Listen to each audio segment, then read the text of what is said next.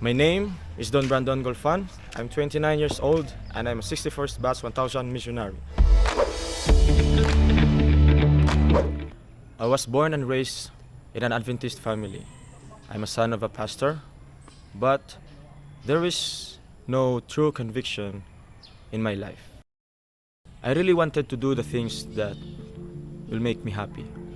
I found my own path and walked to it.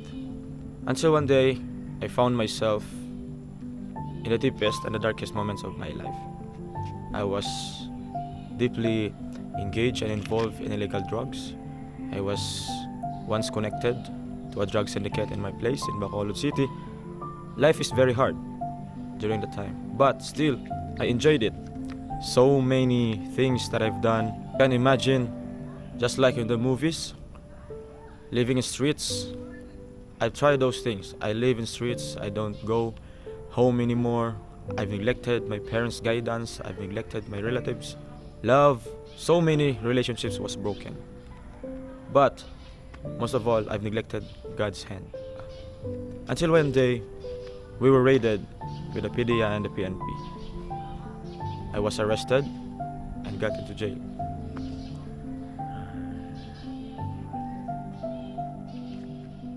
During those moments, it was the saddest and the most regretful moment of my life. I really felt that something is missing to me. Life in jail is very hard. Just try to imagine how painful it is for your family. I was inside the cell, and my mom and my dad is outside with my sister. They were crying, telling me, asking me, "What have you done? Where did we come short?" But I told them, "You did not come short. You loved me so much. It was all my fault." Until I got out of jail, I decided to be rebaptized. That was one of the happiest moments of my life. I was rebaptized by my own father. It was very good. It was really a blessing for me. I really felt the love of a father, the love of God, and the love of my family. I decided to go back to college, finish my schooling, and then I graduated. I work in our very own hospital, Adventist Medical Center Bacolod. I built my own career with God's help. And then, so many trials and temptations come through me. Just last year, 2022, it was supposed to be a turning point of my life. I was engaged in my long-term ex-fiancé. We were together for 7 years, but I messed up. Everything was going well until one big decision or mistake I did, and everything was gone.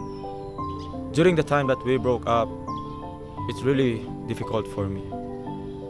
As what I have said, I was involved back then, 2017, in illegal drugs.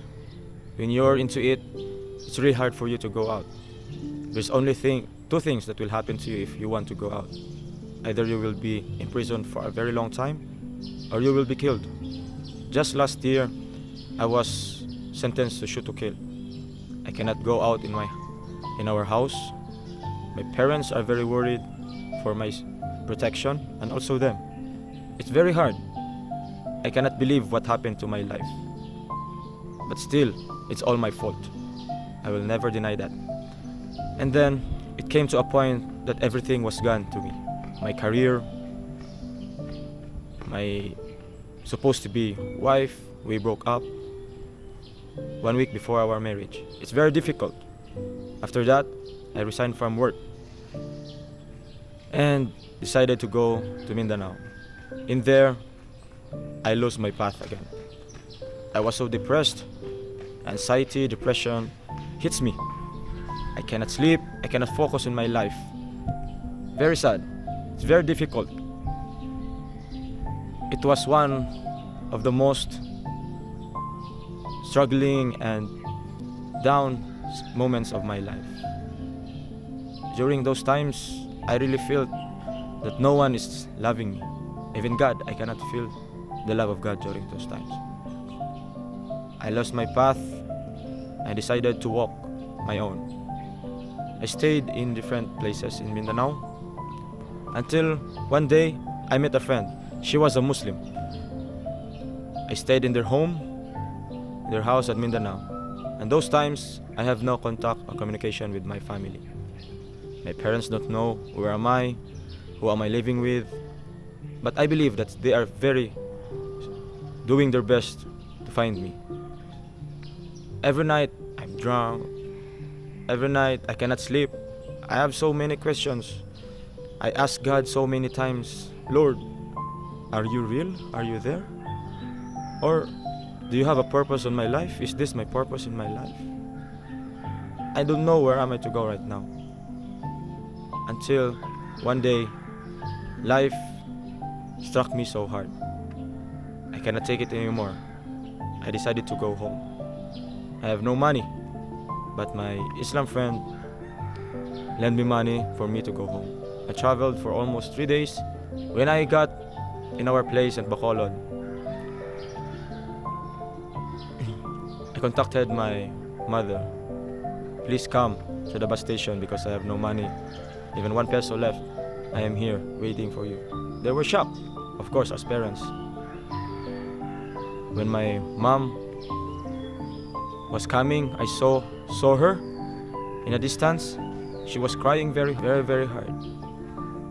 Seeing your mom crying so hard, it really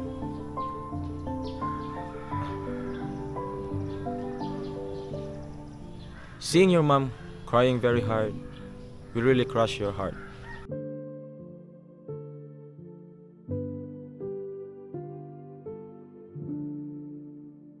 But as what the Lord has given to us, as what the Lord has shown to us humans, as His people, my parents did. They accepted me. They showed their love to me. I was so blessed. I was so grateful. When I entered home, the first thing that my father asked me, what now? What are you going to do now? What's next? I answered him, I want to join the 1000 Missionary movement. Upon saying those words, I felt some relief deep inside my heart, because I believe that I will be doing a great turning point in my life. Without regret, I joined the 1000 Missionary movement. Upon joining the 1000 Missionary movement, it was really such a blessing. It was a gift from God. It was a calling from God. It changed my life. It really changed my life. Only in 1000 Missionary movement I found friends, true friends. Upon joining here, it's really such a blessing for me. In here, so many people love me, and I believe that it was the working of the Holy Spirit. In here, I found true love, true care, and true support with the people who is mentoring and guiding me. 60 verse